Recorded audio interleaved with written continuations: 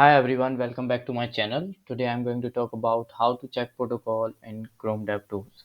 So let's get started without wasting your time. Just open your Chrome and open any website and right click anywhere on the screen on the web page and select inspect. This is your DevTool. Hope you are aware of this and click on network. So here you can see your all files and there are name, status, type, initiator, size, time and so many things. So if you want to see protocol, you have to click here and select protocol. Right click you have to click and then see protocol. So it's H2. So there are three types of protocols: HTTP 1.1, HTTP 2, and HTTP 3. So HTTP 2 and 3 are new protocols and good for performance.